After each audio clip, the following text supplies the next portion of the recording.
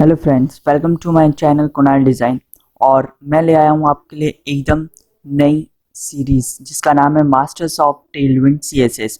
इस सीरीज़ के अंदर अपन देखेंगे कि टेलविंड सीएसएस को आप कैसे अपने प्रोजेक्ट में यूज़ कर सकते हैं।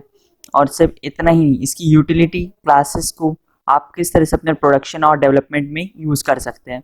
तो वैसे आप सब जानते हैं कि सबसे बेस्ट डिज़ाइनिंग के लिए अपन बूटस्ट्रैप का यूज़ करते हैं, बट बूटस्ट्रैप में जब भी आप यूज़ करते हैं तो कहीं ना कहीं उस बूटस्ट्रैप की स्मेल रह जाती है आपके प्रोजेक्ट में। आप देखते हैं कि कई सारे एलिमेंट, कई सारे आपके कंपोनेंट जो रहते हैं वो शो करते हैं कि वो बूटस्ट्रैप से कहीं लिए गए। तो इस चीज़ से हम बचने के लिए अपन टेलविंड सीएसएस का यूज़ कर सकते हैं। तो मैंने ये सीरीज़ इसीलिए बनाई है ताकि आप देख सकें कि टेलविंड सीएसएस कितना बेहतर हो चुका है आज की डेट में और इसका आप कैसे रेगुलर यूज़ कर सकते हैं। तो अपन आगे बढ़ते हैं इस सीरीज़ को लेकर। तो इस सीरीज़ में सबसे पहले मैं बताऊंगा कि टेलविंड सीएसएस एक्चुअली काम किस में करती है। तो आगे बढ़ते हैं। तो जो हमारी टेलविंड सीएसएस है, टेलविंड सीएसएस हमारी यूटिलिटी क्लास फ्रेमवर्क में काम करती है। और यूटिलिटी क्लासेस का मतलब होता है कि आप सिर्फ क्लासेस की हेल्प से अपने पूरे HTML को यूज़ कर सकती है। मतलब आप सिर्फ अपने HTML पेजेस में क्लासेस दे के आप उसमें CSS का यूज़ कर सकते हैं। CSS इन द सेंस वो एक यूटिलिटी क्लासेस होती है जो पहले से प्री डिफाइंड होती है और आप उसका यूज़ करके अपने HTML पेज को कस्टमाइज कर सकते हैं। अब हमें टेलविंड सीएसएस का यूज़ क्यों करना चाहिए? टेलविंड सीएसएस का यूज़ करने की सबसे बड़ी वजह है इसकी यूटिलिटी क्लास। साथ ही साथ ये प्री डिज़ाइन कंपोनेंट का यूज़ नहीं करता बूटस्ट्रैप के जैसे।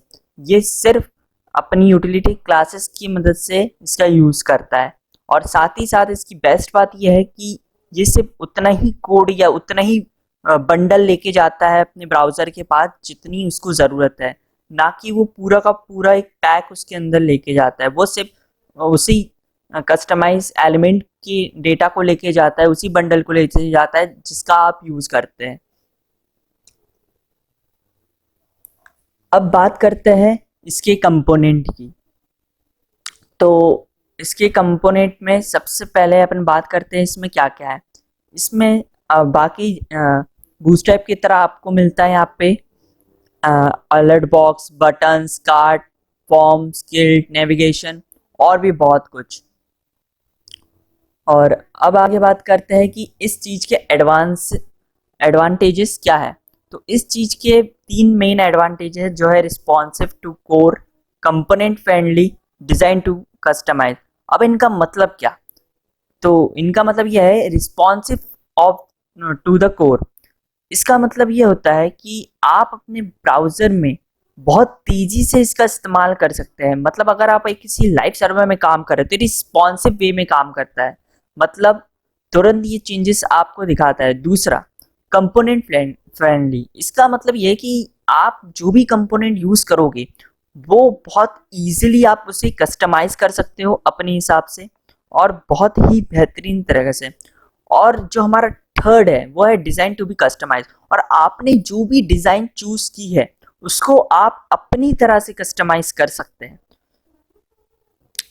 और अब देखते हैं उसका वर्क फ्लो। ये वर्क फ्लो टू टाइप्स में आप कर सकते हो। जैसे आप अभी स्लाइड में देख पा रहे हो कि इसमें सिर्फ कुछ CSS के हेल्प से, सॉरी, इसमें कुछ सिर्फ यूटिलिटी क्लासेस के हेल्प से इस पूरे बटन को डिज़ाइन किया गया है। तो ये वर्क फ्लो होता है। अब बात करते हैं इसके इंस्टॉलेशन की। तो इसको इंस्टॉल करने के लिए आप दो तरीके से इसका यूज़ कर सकते हो। तो इसका पहला यूज़ है आप npm की मदद से आप इसका यूज़ कर लें, और दूसरा आप यूजिंग CDN की यूज़ कर लें। तो पहले वाले में आपको npm का यूज़ करना है जिसके लिए आपके पास Node.js होना चाहिए। और जो दूसरा मेथड है वो है CDN मेथड। इसमें सिर्फ आप लिंक के थ्रू इसका यूज़ कर सकते हैं, बट CDN का यूज़ आप प्रोडक्शन इसमें नहीं कर सकते। आप सिर्फ डेवलपमेंट पर्पज़ के लिए CDN का यूज़ कर सकते हैं, बट जब बात आती है आपके प्रोडक्शन की और डिप्लॉयमेंट की तो CDN is not best way to use. तो अब चलते हैं आगे। अपने सिस्टम पे और देखते हैं कि इसको कैसे इंस्टॉल किया जा सकता है। अब हम आ गए अपने सिस्टम में और हम सबसे पहले स्टार्ट करेंगे अपने ब्राउज़र को, और ब्राउज़र में हम यहाँ पे टाइप करेंगे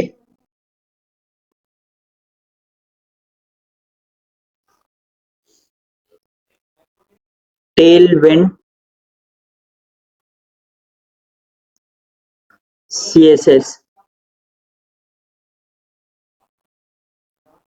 डॉक इंस्टॉलेशन। यहाँ आने के बाद आप देख सकते हैं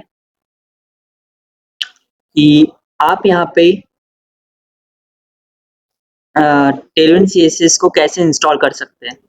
तो टेलविंड को इंस्टॉल करने के लिए सबसे पहले आपको आपके सिस्टम में Node.js को इंस्टॉल करना पड़ेगा, और वो कहाँ से करेंगे आपको लिखना है यहाँ अपने ब्राउज़र में nodejs.org,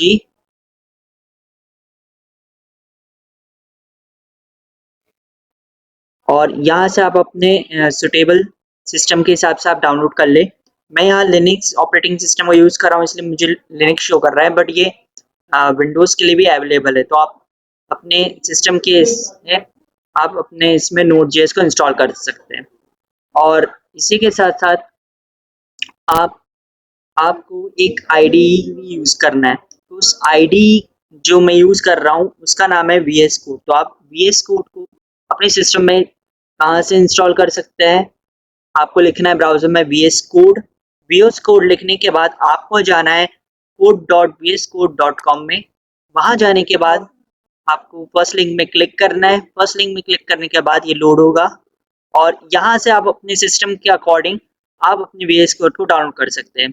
साथ ही साथ आपके पास एक और ऑप्शन है कि आप इन ब्राउज़र भी इसका यूज़ कर सकते हैं। तो आपको सिंपली क्या करना है, आपको लिखना है vscode.dev, और आप डायरेक्टली और अपने वेब के थ्रू VS कोड को यूज़ कर पाएंगे।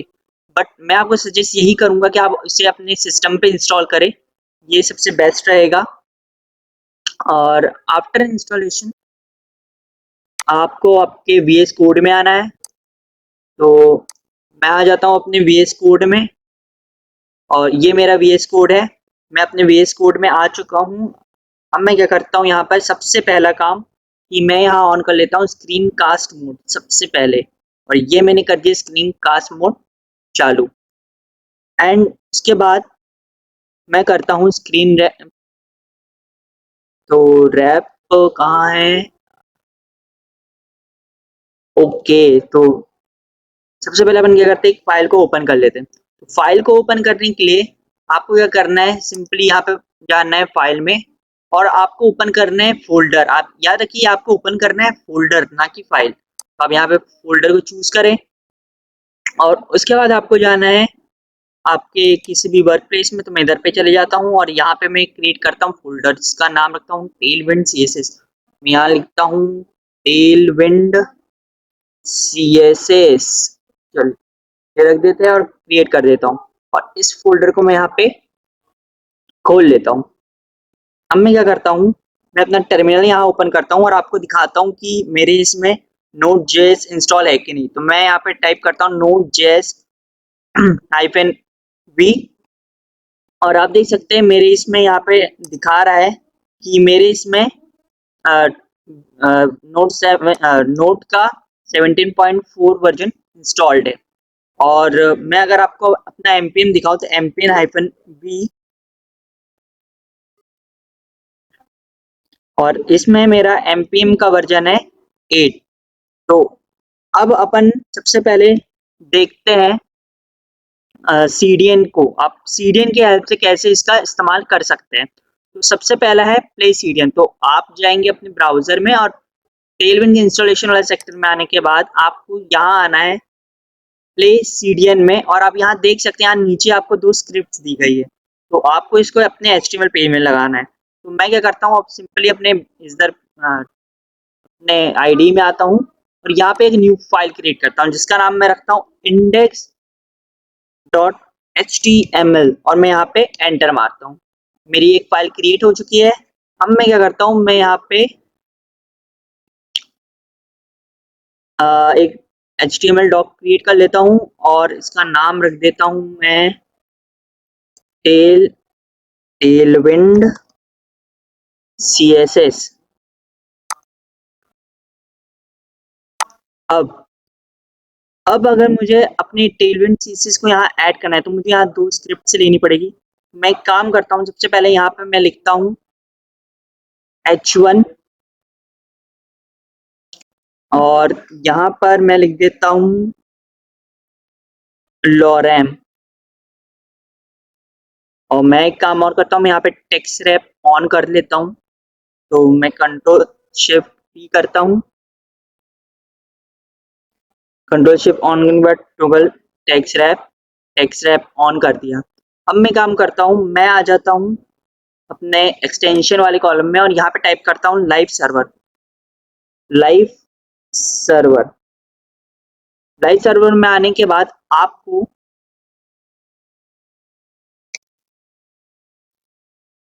ये पहला एक्सटेंशन को डाउनलोड कर लेना है। मैंने यहाँ पहले से डाउनलोड कर रखा है और आपको भी इंस्टॉल करना है। साथ ही साथ आपको एक एक्सटेंशन और इंस्टॉल करना है जिसका नाम है टेलविंड CSS इंटेलिजेंस। आप यहाँ पहले ही देख सकते हैं कि टेलविंड CSS इंटेलिजेंस, इसको भी आपको इंस्टॉल कर लेना है क्योंकि आपको अगर नेक्स्ट लेवल एक्सपीरियंस चाहिए आपकी IDE में, ये एक्सटेंशन आपकी बहुत हेल्प करेगा। तो ये दो इंस्टॉल करने के बाद आप इसका यूज़ कर सकते हैं। पर मैं इसका यूज़ नहीं करूँगा, मैं npm के थ्रू ही इस पे काम करूँगा। पर अगर मुझे इसको यूज़ करना है प्ले CDN को तो दिखाने के लिए मैं इसका यूज़ कर रहा हूँ। मैं क्या करता हूँ, यहाँ पे मैं एक लाइव सर्वर चालू कर देता हूँ। अब आप देख सकते हैं कि ये जो आ रहा है ये नॉर्मल HTML फॉर्मेट में आ रहा है और मुझे इसको टेलविंड मतलब यूटिलिटी क्लासेस के थ्रू इसको बनाना है। तो मैं यहाँ क्या करता हूँ, मैं यहाँ पे सबसे पहले जाता हूँ वापस अपनी साइट पे। साइट में आने के बाद आप यहाँ देख सकते हैं कि यहाँ पे HTML में आपको 2 स्क्रिप्ट लगाने। तो मैं यहाँ करता हूँ, सबसे पहले इस स्क्रिप्ट को उठाता हूँ, कॉपी करता हूँ और इसको अपने HTML डॉक्यूमेंट में लगा लेता हूँ। मैंने यहाँ पेस्ट कर दिया और अब आप अगर अपने ब्राउजर में जाके देखें तो अब आप देख सकते हैं इसमें टेलविंड अप्लाई हो चुकी है। मैं एक काम और करता हूँ, मैं यहाँ अपने डेवलपर टूल को ऑन करता हूँ और एक न्यू इंस्टेंस क्रिएट किया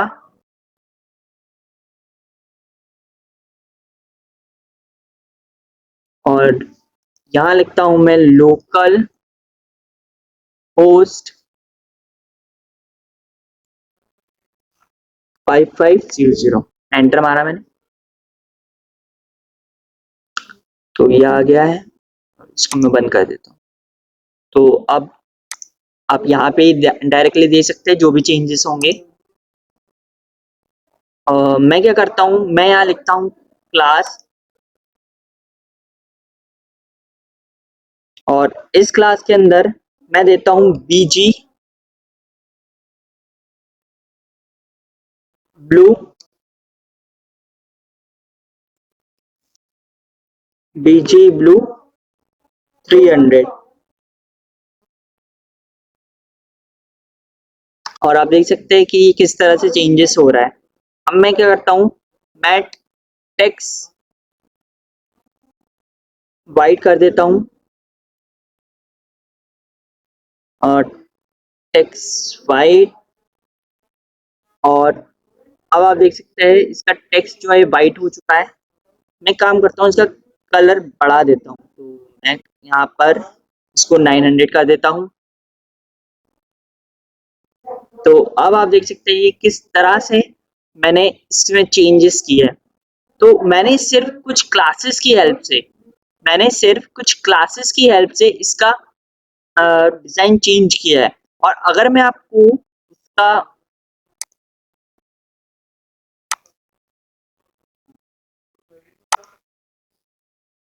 अगर मैं आपको इसका डिव बताऊं